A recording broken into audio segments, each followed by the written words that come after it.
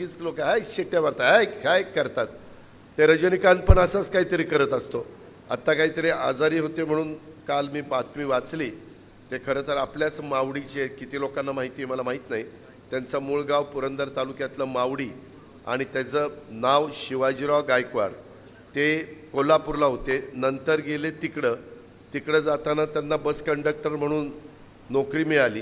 ते bus conductor असताना त्यांना सवय असं कुठले तरी स्टाईल मारायची, गॉगल घालायचा, कुठंतरी काय करायचं. आणि त्या बसमध्ये नेमक्या एका निर्मात्याने बघितल्यानंतर निर्माता हा पूर्णपणे मराठी माणूस. निर्मात्यांनी कोल्हापूर आणि कर्नाटक जवळच आहे. म्हणजे तिथं आता मी परवा चंदगड आणि गडिंग्लज वगैरे गेलो होतो. ते म्हणले की दादा आम्हाला 4 भाषा येतात, त्याच्यामध्ये कर्नाटकी पण येते, मराठी पण येते, हिंदी पण येते आणि इंग्रजी पण येते. काल परवा मी उदगीरला होतो, तिथं पण पलीकडची बॉर्डर. ते म्हणले आम्हाला तेलुगू येतं, कन्नड येतं, मराठी येतं आणि हिंदी येतं. अशा भाषा बॉर्डरवरच्या असल्यामुळं त्यांना त्या ठिकाणी येतात. त्याच्यामुळे ह्यांनाही येत होत्या.